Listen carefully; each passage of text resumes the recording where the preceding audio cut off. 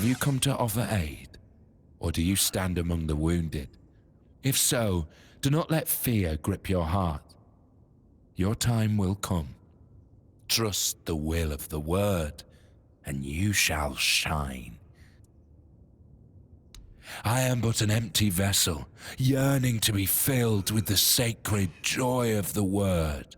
Now I am perfectly blank and naked.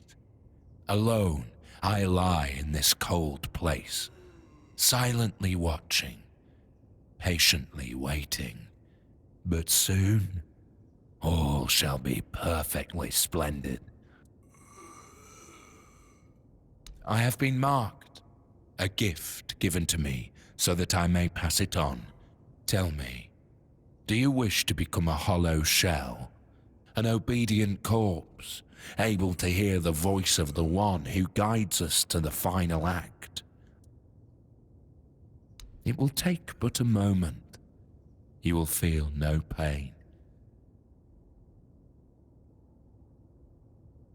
Now, go to the place where I first set foot on this path.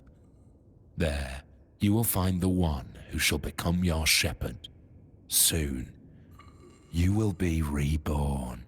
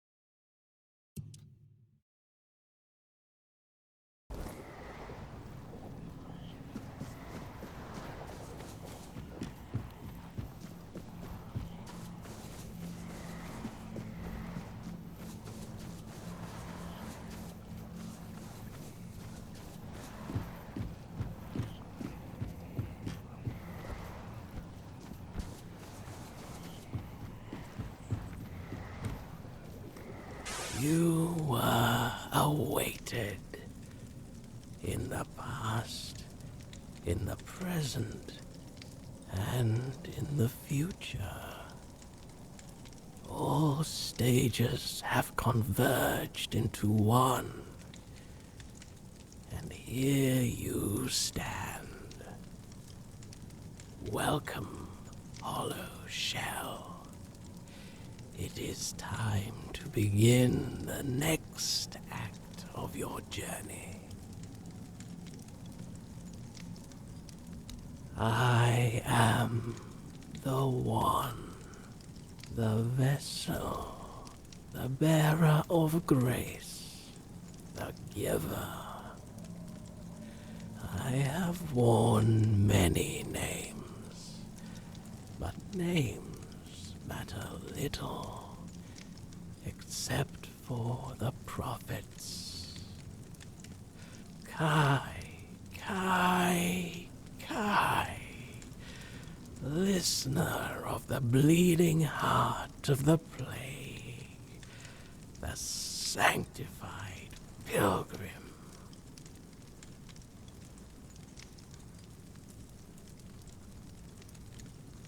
Ignatius is but a corpse now, walking his own path toward grace. But his journey nears an end. He survived because he was the only one prepared to become a hollow shell. I chose him to carry the gift forward, to pass it on to someone he deemed worthy. It seems that someone was you. Simple minds with lofty titles, and simpler folk with no standing opened these walls to something they did not understand. Then came the outbreak of terror. The plague claimed this place. Red Death. A holy relic. A fragment of the sanctified body of the prophet. A humble soul is awaited by the bleeding heart of the plague. Someone who evaded its grasp. Someone who defied the destiny laid before them. Her name is Una, an old widow in Kuna. But she is not alone. There is another, one whose choice led you here. The gift you carry is only the beginning. Much within you must be purged before you achieve perfect obedience, before you are ready for the final act. Now, receive the mark of the plague. Pass it on to those I have chosen. When their fates are sealed, return here for the next step to be revealed. I know. Return when it is done.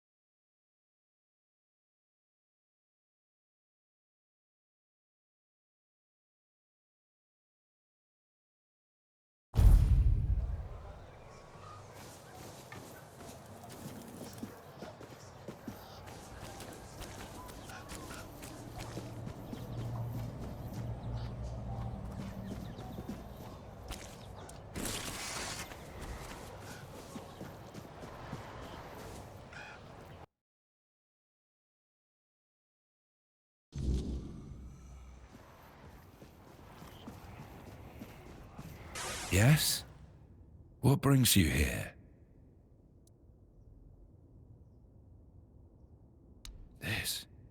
This mark. No. But I don't understand. I was told to wait. An empty shell. Just as it was said. Why are you doing this to me? Why, when I gave you such a wondrous gift?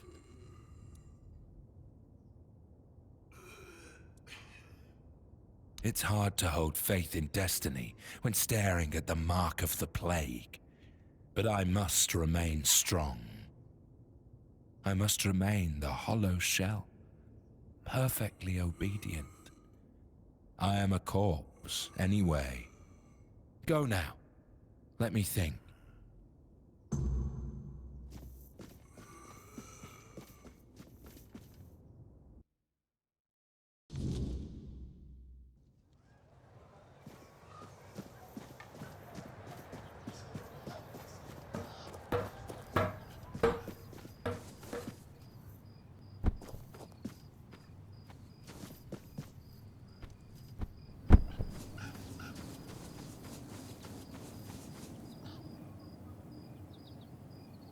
O All-Mother, keeper of day and night, shelter us in your embrace.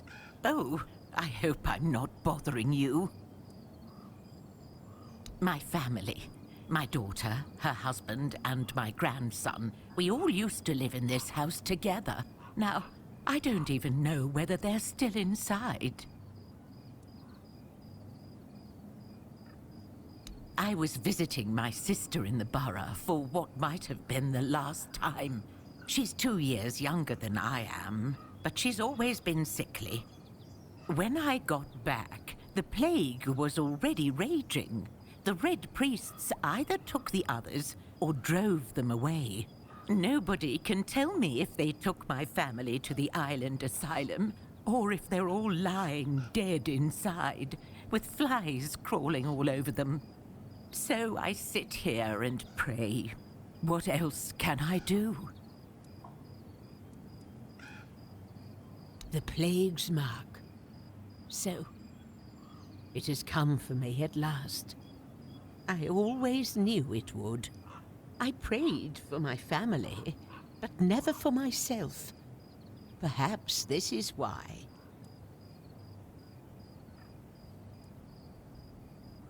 No. My prayers are said. My heart is prepared. Thank you for bringing me this warning. It's more than most receive. Go now. Death will come when it's ready. There's no need for you to linger and watch.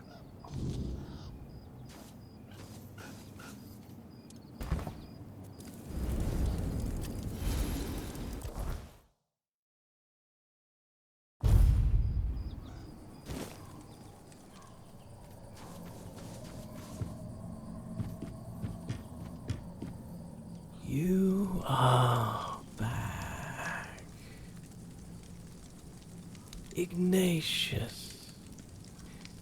Una.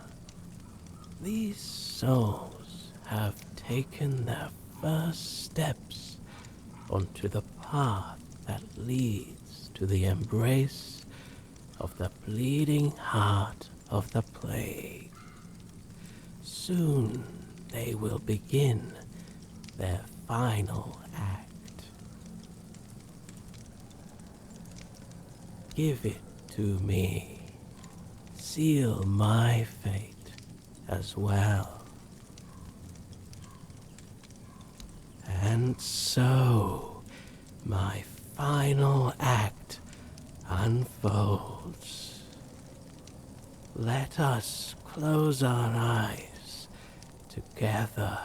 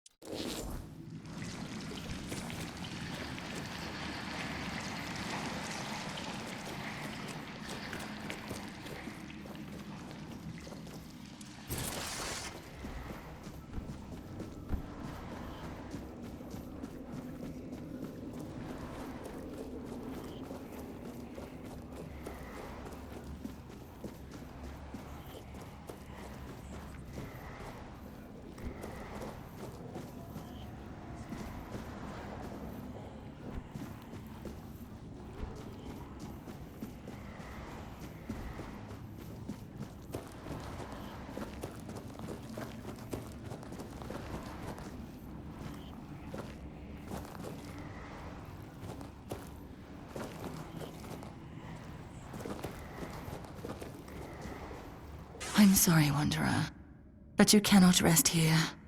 Not yet. I sense my brother's soul within you. The pull of his destiny is stronger than any of our desires. I am, well, his half-sister. A very important distinction at court. To Arthur, though, I was always just sister. The one he liked, not only loved. I stood by his side, listened to him, and spoke my mind when he needed it. And when the visions came, I was the only one who understood they weren't just madness. My poor brother. I couldn't bear to see him suffer. There was little I wouldn't do if it meant I could help him. They came with the plague. The land was ravaged by sickness, and Arthur's mind was plagued by waking nightmares. He heard a voice, clear as any other, calling to him, relentlessly, day and night, begging him to return to Avalon. Oh, but how does one return to a place they have never seen before? He'd come to me in the dead of night, afraid he was going mad. But I knew better. I heard it too, though faintly. To me, they were merely echoes of a distant despair. In a way, I think I did, but even now I'm not sure. I followed the visions, though most of the court thought I'd lost my mind, or that I'd secretly caught the Red Death and it had taken over my senses. Sir Estor was one of the very few who believed me, and the only one brave enough to join me on my pilgrimage to a plague-ridden land. The visions showed me a place of beginnings, bathed in creeping scarlet. So, that's where we went. The bleeding heart of the plague. With every step, the voice grew louder. And when I finally saw it, it felt as though it was beating inside my own chest. Each heartbeat was like a knife twisting. A festering wound that could never heal. That's when I understood. The homelands are lost, and Avalon is truly our only salvation.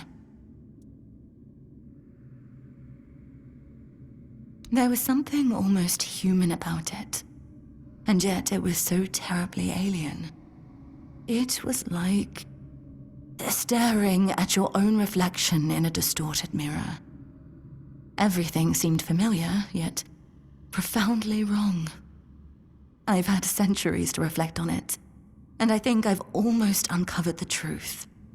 A truth that's both simple and devastating. The heart is a grief made manifest. The sorrow of a mother who lost her child. Undoubtedly, yes. These are three aspects that could not exist without one another. There was a heart, struck by immense grief. That grief gave birth to a force as untamable, as relentless as the plague. I believe that there's no cure for such matters, except time. And time is a luxury only we humans have. I don't know. I thought leading Arthur to Avalon would keep us safe. But then it followed us here, too. I'm not sure there's anything we can do to cure a bleeding heart. For a being that exists outside of time, with only a rudimentary grasp of mortality, there's no such thing as an end. I doubt she wants everyone else to suffer with her. She just doesn't know how to stop. I saw that staying meant death for all of us. Nothing in the homelands could stop the plague. And the voice, it kept calling night and day, promising safety on Avalon's shores. Arthur once told me it sometimes felt familiar to him, though he could never say why. Even then, he wasn't sure if he could trust it. But after I returned with Estor, he didn't hesitate anymore. We sailed for Avalon, and the voice led us straight to its shores. You could say that. One way or another, every prophet becomes a captive to their followers. Some chains are just more visible than others. The Red Priests like to call me theirs. So, theirs I must remain. After we left the homelands, people started listening to me. Not just to my brother. It was terrifying, stepping out of his shadow. But I did my best to guide them. You see, no one becomes a prophet on their own. They're made by the people who need someone to follow. I became what they needed. Sometimes a guiding hand, other times a whip over their heads. Keep going. Take it from someone who has lived far too long. Some decisions are out of your hands. You just have to make the best of what's left. You'll do fine. You're in excellent company, after all. And, Arthur, I'm sorry I can't stand by your side this time. But know you're always in my heart, brother. This is for both of you. May we all find peace at the end of this path. Please, take care of my brother. Now go. There's nothing more for you here.